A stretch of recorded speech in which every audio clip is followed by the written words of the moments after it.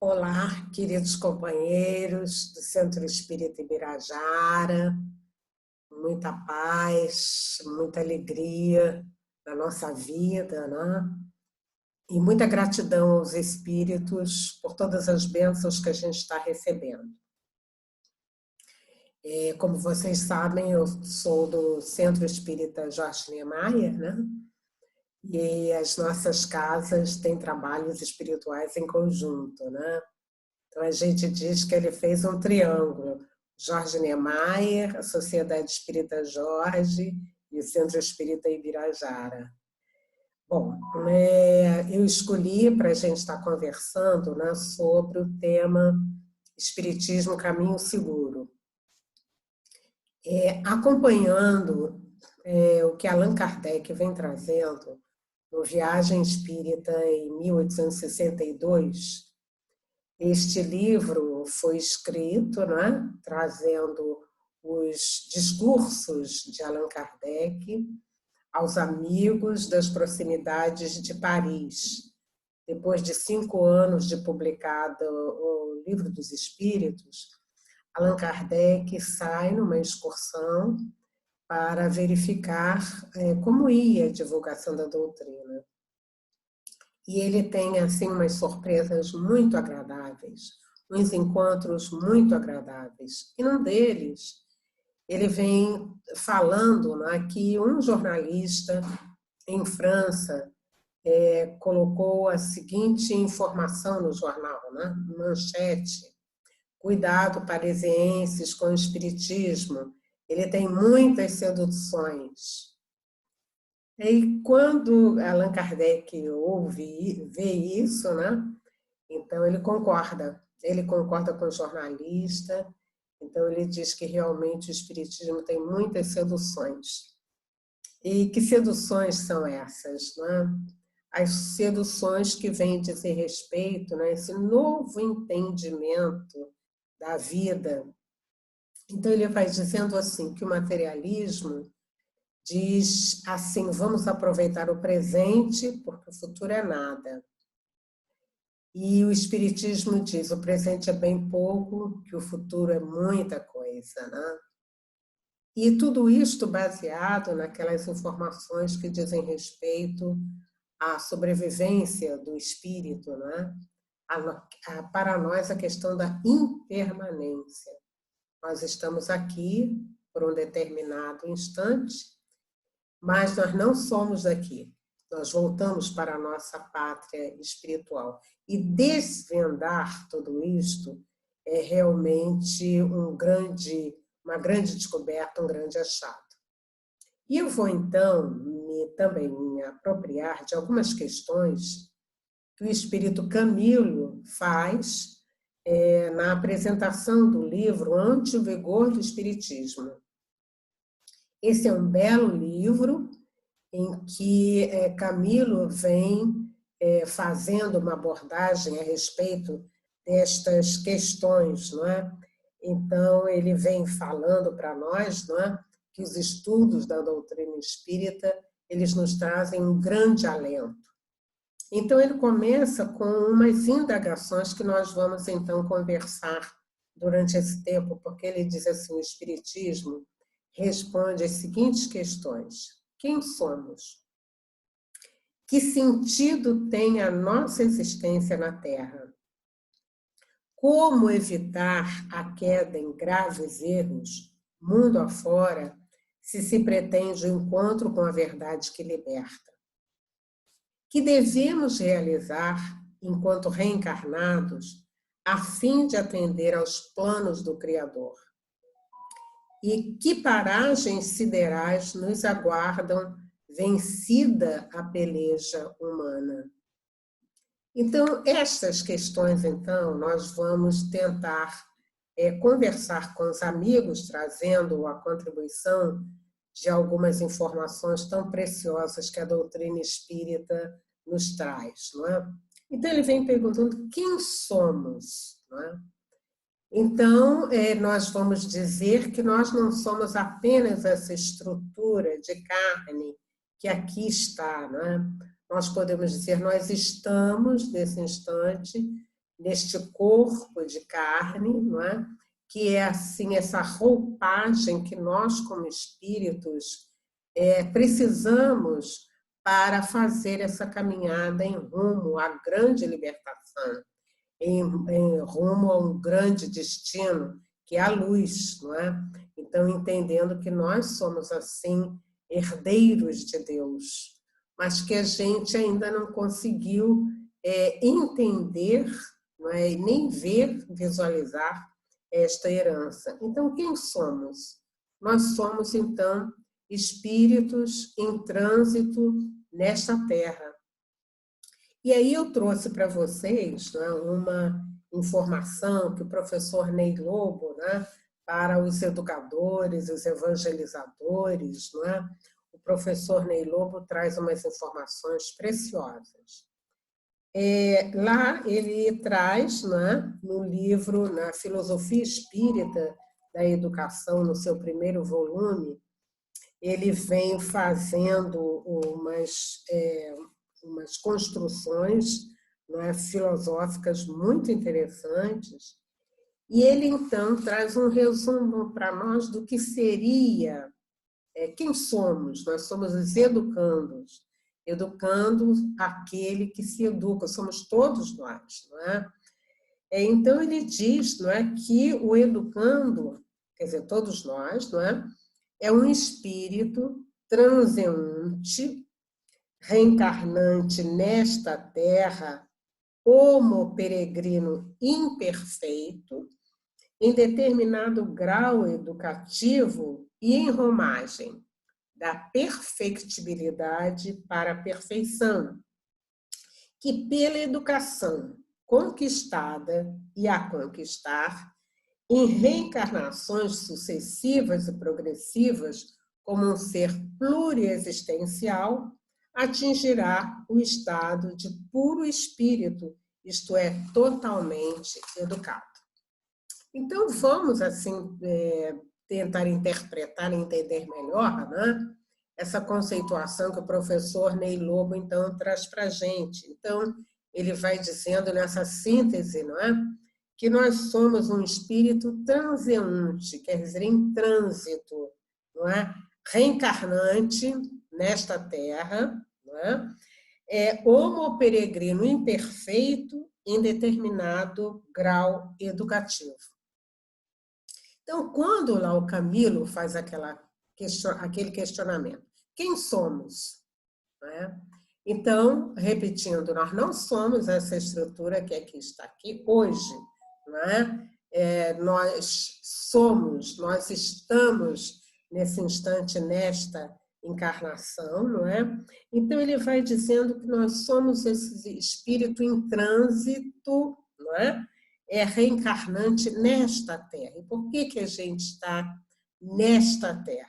Não é? E com isso a gente já responde aquela segunda questão do Camilo, que vai dizer que sentido tem nossa existência na Terra. Né? Então, aqui o professor Ney Lobo diz, então, que a gente está nessa Terra porque a gente é peregrino, imperfeito. Então, esse entendimento de ser peregrino, né, é uma conceituação muito interessante. Então, nós somos os seres imperfeitos nesta terra. E por que a gente está nessa terra? Santo Agostinho, lá no Evangelho, no capítulo 3, né, no item 15, ele vai dizer para nós, não é, que a terra é um dos muitos mundos de provas e expiações destinados a espíritos rebeldes à lei de Deus. Está aí. Então, a gente já sabe por que a gente está na Terra, que é um mundo ainda de provas e expiações. Então, qual é o perfil desse espírito que está na Terra? É imperfeição, é a rebeldia.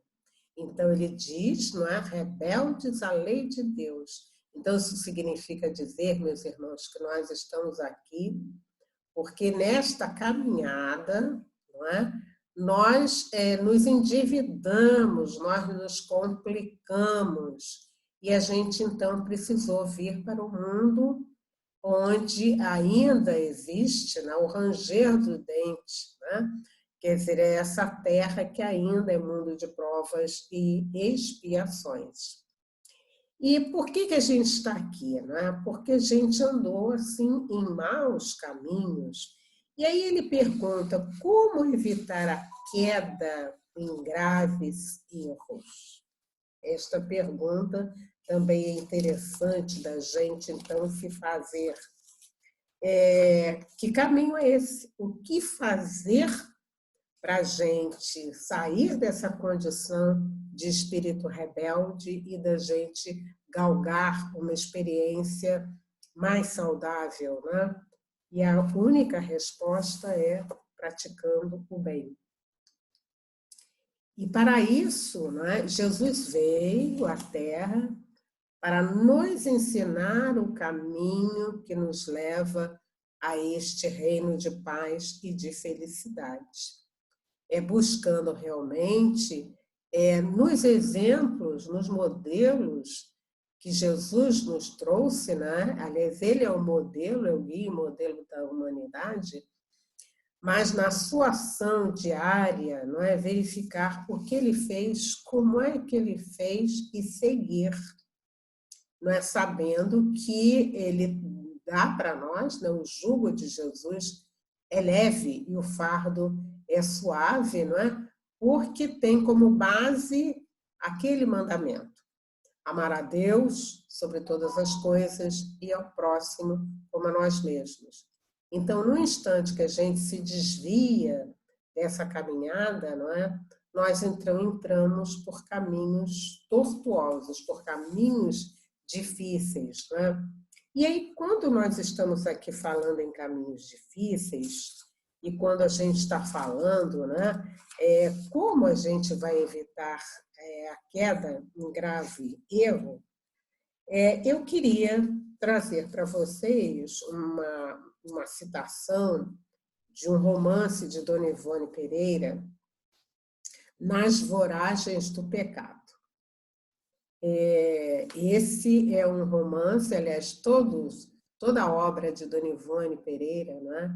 Ela é assim brilhante, ela traz para nós assim caminhos, recursos muito interessantes.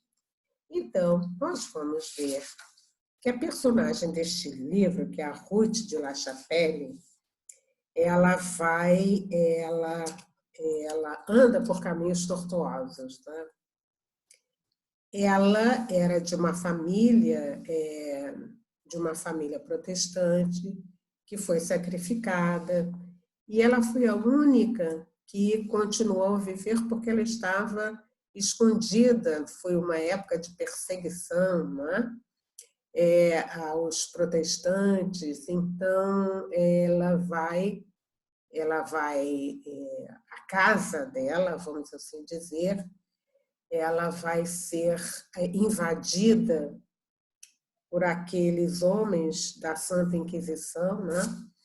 E ela, como ela ainda era pequena, ela consegue se esconder atrás de uma cortina, ela presencia tudo, né? E ela então vê quando os seus parentes todos estão sacrificados. E ela guarda tudo aquilo na memória e ela promete vingança. E realmente é o que vai acontecer. Depois de tempos, não é que vocês vão lá no romance, vão ver, depois de tempo, nós vamos vê-la se vingando daquela situação.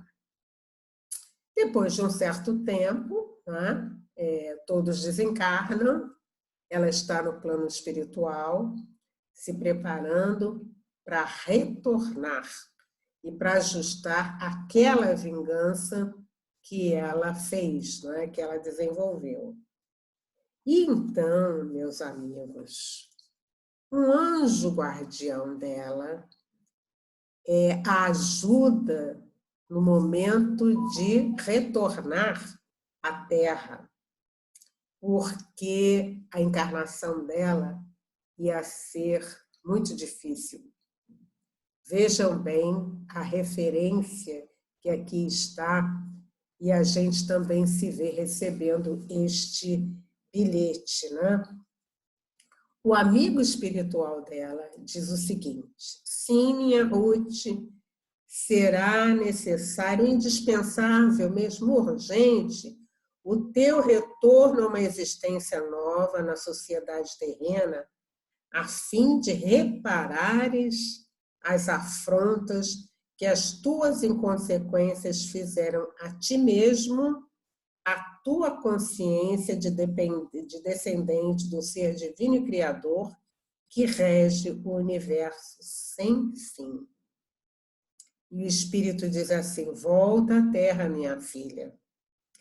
Renasce em outro corpo, em berço triste, rodeado de solidão e saudades, entre vozes que parecerão hostis à tua alma, e não por aquelas que, por entre beijos e afagos, te ensinavam o balbucio das primeiras orações a Deus no solar do amigo dos La Chapelle. Então, o amigo espiritual vem aqui relatando, vem dizendo para ela, né, que não havia outra forma para renascer. E quando ele fala aqui em berço triste, olha, meus amigos, eu fiquei assim meditando a respeito dessa informação, que é uma informação preciosa para nós, né? Imagina o espírito, você precisando reencarnar numa situação difícil e você recebe esta informação espiritual. Olha, minha filha, o meu filho, você vai precisar retornar num berço triste. E ele diz aqui, entre vozes que parecerão hostis à tua alma. Isto quer dizer, você vai renascer num espaço em que não tem muita gente afim com você. Quando ele fala nessas vozes, quer dizer para nós o seguinte: vocês já viram quando a criancinha está ali acostumada com aquela a voz da mãezinha, ela ouve a voz da mãe e ela sabe que tem alguém amigo aqui. Ele está dizendo para ela que ela não vai ter nenhuma voz amiga para acompanhá-la. Isso dá para a gente entender muita coisa, não é? Que a gente começa a pensar nos amigos, nas crianças, nos jovens, mas especialmente nas crianças que já nascem, né, num lar não muito afim. E ele diz, então, e ele vai, essa carta é emocionante, meus amigos, e ela vai, esse amigo espiritual, né, vai dizendo, então, várias coisas, vários detalhes para ela, e numa determinada hora, ele diz assim, olha só, não sofrerás sozinha, minha Ruth, ainda que escasseiem amigos e afetos em teu trajeto. Embora invisível aos teus olhos de criatura encarnada, eu, apenas suspeitado pelo teu coração, através de intuições consoladoras, eu me debruçarei sobre o teu novo berço, como ainda ontem, nos muitos gratos dias de La Chapelle, onde eles tinham vivido, né? Isto vem nos ajudando, né? Quando o Camilo pergunta qual é o sentido que tem a tua existência. Nós sabemos que nós estamos aqui para uma determinada tarefa e que nós precisamos armazenar as forças e a coragem para que a gente vença as dificuldades. Os nossos conflitos, as nossas dificuldades, as nossas dores, a desilusão, o peso da aprovação, porque, olha só, nós não estaremos a sós. E ele disse, né, que a única pessoa que só vai poder entender isso é ela, porque no coração dela, ela vai sentir a presença desse amigo. Então, está aí, meus amigos, eu tenho uma encarnação mais difícil. Eu, através da doutrina espírita, que é esse caminho seguro que todos nós temos, eu vou ter a certeza que nada disso é em vão. E com isso, eu vou me tratar da possível depressão, naquela hora em que muitos estão se suicidando, né? Esse assim, não, mas eu não quero ver isso, eu não quero ver essa dor, então eu vou sair dessa vida. E aí você não sai, né? Nas nossas reuniões mediúnicas, nós temos ouvido o depoimento de muitos e muitos amigos dizendo que estava muito pesada a encarnação. Então, a pessoa tomou aquele remedinho a mais, porque acabaria, era o sossego, era o silêncio. E aí a pessoa se percebe que ela não desapareceu. Uma dessas reuniões, meus amigos, nós ouvimos o amigo dizer: mas eu estou aqui com esse revólver, eu aperto o gatilho, eu não morro, eu aperto o gatilho e eu não morro, eu não quero mais viver. E ele já tinha desencarnado há muito tempo, mas a sua mente ficou fixa naquele instante. Então, nós estamos vendo aqui, não é? Que o amigo espiritual diz que, embora invisível aos teus olhos, ela ia sentir. E realmente, meus amigos, nós sentimos essa presença espiritual junto de nós. Quantas vezes é como se alguém estivesse colocando a mão na nossa cabeça, no nosso ombro, a gente sente aquele leve arrepio e a gente não sabe o que é. E ele diz assim, é este amigo. E ele diz assim,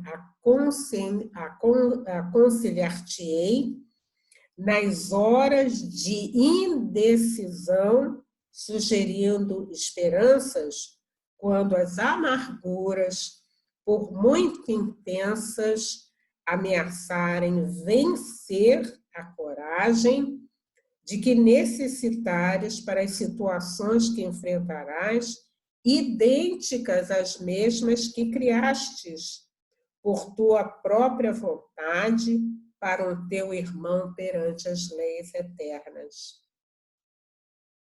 E ele diz, enxugarei as tuas lágrimas de mil formas que as circunstâncias me permitirem. Far-te-ei companhia por ti velando e possivelmente deixando-me ver por tua visão carnal, até mesmo na treva da fria masmorra que te aguarda no futuro, fruto do ato impiedoso que tiveste atirando em um subterrâneo aquele que, por amor do supliciado Calvário, deverias perdoar de boa mente. Então, meus amigos, este espírito está aqui dizendo isso para Ruth, e eu tenho a impressão que nós também perguntaríamos, mas espera aí, será que isso só acontece com a Ruth? Não. Isso acontece com todos nós que aqui estamos, porque nós temos anjos guardiães que nos orientam. Então, na medida que nós vamos sabendo de todas essas informações, meus amigos, a nossa vida muda. Então, vejam bem, vamos fazer todo esse caminhar. Nós somos esses espíritos que estamos aqui de passagem. Sim, a nossa vida tem um sentido, sim. A nossa vida tem um propósito, sim, que é da nossa evolução, porque nós somos herdeiros de Deus, nós somos filhos da luz. E nós, então, aqui estamos enquanto precisarmos A gente não sabe se é 1 dia, 10 dias, 10 anos, 80 anos, 100 anos. Nós estamos por aqui. O que a gente não pode é diminuir esse tempo achando que a nossa encarnação tem peso. Isso é muito difícil, eu não estou conseguindo, são muitos problemas. E é justamente nessa hora que nós encontramos a casa espírita nesse caminho seguro. Ah, mas é isso? Não. Puxa vida, eu nunca tinha ouvido falar nisso. Então, eu quero reforçar que aquilo que o amigo espiritual disse para Ruth, os nossos também estão dizendo. Isto faz com que a gente acelere o caminho. E aí vem a outra pergunta que o amigo diz aqui. Que devemos realizar, então, enquanto reencarnados, a fim de atender aos planos do Criador? Olha, o caminho é trabalhar no bem e na paz. Emmanuel tem uma mensagem muito bonita que ele tem como título assim, nunca desfalecer. E ele diz assim, nós estamos na Terra para ensinar, exercitar e aperfeiçoar. E ele diz assim, né? Olha, então nós vamos precisar aprender a superar as limitações. A dor está muito grande, as aflições então estão muito grandes. Então a gente já sabe, lembra do Sermão da Montanha, quando Jesus falava em bem-aventurados os aflitos, porque serão consolados. Então, esta doutrina, que é o caminho seguro, que está agora luarizando a nossa vida, através dessas informações, através desses conteúdos, ela nos permite vida nova. Então, ao invés de nós chorarmos, sim, há um determinado instante que a gente até vai chorar, porque a gente está sofrendo, mas a gente não vai ficar chorando muito tempo. Nós precisamos colocar mãos à obra. Então, diz Emmanuel, né? Que a gente tenha calma, que a gente tenha bom ânimo, que a gente aprenda a superar as limitações, que a gente aprenda a desculpar e auxiliar sempre. E ele, nessa mensagem, ele diz para nós, centraliza-te no esforço de ajudar no bem comum. Então, o que eu posso fazer nesse instante? Né? O que eu posso ajudar?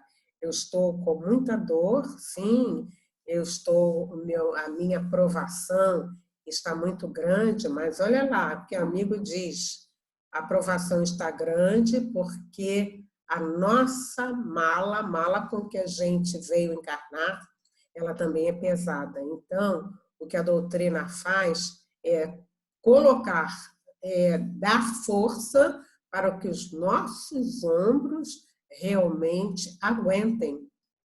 E a gente sabe que isso acontece, não é? Quando a gente fala o termo suportar as dores, não é? É que a gente tem assim um suporte para apresentar, não é, o Senhor, dizendo assim, Senhor, eu suportei, eu realmente consegui vivenciar todas essas experiências e trazer então para a minha vida, não é? Todas essas experiências muito ricas. E Emmanuel ainda diz para nós assim, orar sempre. Então, essa questão de oração, né? Já sei de todas essas informações, né? Eu vou ao centro espírita, eu aproveito a mensagem, eu aproveito a palestra, mas ele está pedindo para que eu aprenda a orar sempre. Manifestar a Deus essa gratidão ao Senhor. Muito obrigada por tudo isso que eu estou passando, que eu estou me aliviando, aquele peso que eu estou tirando de dentro de mim. E a gente sabe que na medida que nós vamos orando, nós vamos ganhando assim uma qualidade de vida. Nós vamos nos tornando pessoas mais pacientes, mais dóceis, mais resignadas. E é isto, então, que a espiritualidade precisa e quer de nós, mas nós também queremos isso porque a gente não quer mais se complicar nessa vida. Então, Emmanuel fala a respeito da oração. Orar sempre, né? A gente está, quando se fala em orar, né? A gente lembra aquele escravo que ele chegava assim numa árvore e ele dizia assim: Senhor, Benedito está aqui. É só isso que ele quer. Ele já estava se colocando à disposição. Então, meus amigos, o orar sempre. As nossas mães, quando nós éramos pequenininhos, né, nos ensinavam aquela oração do meu anjo da guarda, me ajuda, me protege. E nós continuamos a agradecer a ajuda dele, a pedir, né? E para quem tem dificuldade em fazer oração, lá o capítulo 28 do Evangelho, ele tem uma série de preces que nós vamos, então, lendo, nós vamos refletindo e vamos dizer, basta que a gente eleve o nosso pensamento, né? Que a gente veja esse sol maravilhoso, que é uma região em que habitam espíritos perfeitos e nos iluminam. Vamos agradecer o sol, vamos agradecer o céu, vamos agradecer esse corpo perfeito, a lucidez. Não é? Vamos agradecer pelos nossos familiares. Mas não, é por esse mesmo que nós vamos pedir. Não é pelos nossos filhos, vamos orar pelos nossos filhos. Nós estamos nesse período de isolamento social e nós temos, assim, situações difíceis, porque nós estamos sendo obrigados, entre aspas, né, a conviver com os nossos filhos, com o nosso marido, com aquelas pessoas que estão na nossa casa. E o que fazer? É ter paciência, olhar esse filho, esse marido, como esse espírito que é também filho de Deus. E que se hoje está numa situação que a gente acha diferente, não é? Ou de inquietação, ou de outras tantas questões, de aflições, ele é um filho de Deus. E tudo passa. É isso que nós temos aprendido, né? Que a mãe de Jesus dizia, tudo passa. Então, queridos amigos, como pergunta aqui o Camilo, né? O que a gente vai realizar a fim de atender aos planos do Criador? Então, Emmanuel está nos usando, olha, orar sempre, trabalhando, servindo, aprendendo, amando, nunca desfalecer. E há no livro Ressurreição e Vida, de Dona Ivone Pereira, um conselho que Paulo dá ao espírito Zaqueu, né? Em que ele vai dizendo assim, meu amigo, ninguém é tão pobre que não possa dar do pouco que tem. Então, você pode dar o pão, mas você pode dar um amparo no infortúnio. Um amparo moral no infortúnio significa dizer que nós podemos orar para alguém que nesse instante está internado, não é?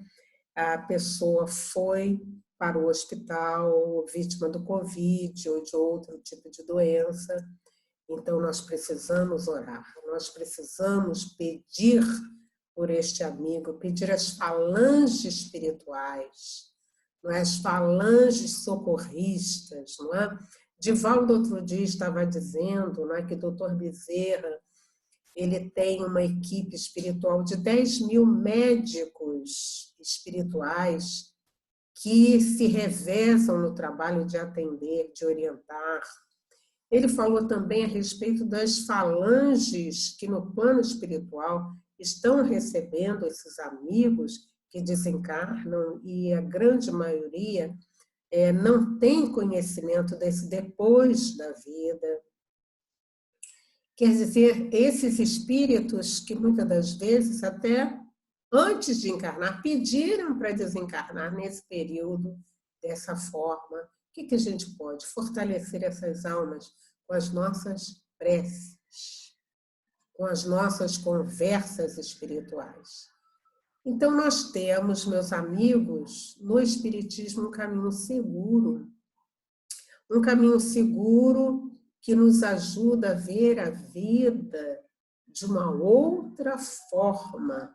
Então, na medida que nós aprendemos, nós vamos multiplicando todas essas bênçãos com aqueles que estão em torno de nós, especialmente com os nossos filhos. Desde os nossos filhos bem pequenininhos, vamos conversando com eles a respeito da vida, que a vida é bela, só a confusão, porque nós ainda, espíritos imperfeitos, nos confundimos e confundimos o outro. Mas nós encontramos um caminho seguro, que é o caminho que a doutrina espírita vem trazendo para a gente. Portanto, queridos amigos, vamos aproveitar esses dias para estudar um pouco mais. Através do estudo, a gente vai reforçando o nosso posicionamento na vida. Vamos ligar para os amigos, envolvendo-os em vibração de paz. Vamos formar grupos de estudo através do virtual. Nós podemos estar estudando com os amigos. Vamos valorizar esses instantes em que nós estamos aqui estudando, estamos revendo. E vamos orar. Vamos pedir por todos aqueles que sofrem, por todas as crianças, aqueles que nesse instante estão passando situação econômica, não é? Difícil. O que a gente pode fazer? A gente pode participar da cesta básica, a gente pode participar de uma ajuda àquelas pessoas que trabalham conosco, né? Então, vamos verificar isso. E vamos nos manter numa atitude de calma, numa atitude de tranquilidade, sabendo que Deus é o Senhor da vida e sabendo que Jesus esse nosso amigo, é o pastor que sabe de todas as ovelhas e que está sempre conosco. Que nós tenhamos assim, que nós possamos aproveitar essa oportunidade, que nós possamos agradecer a Kardec estas informações que são tão preciosas, não é? E que nós possamos seguir em paz. Muito obrigada, meus amigos. Deus conosco.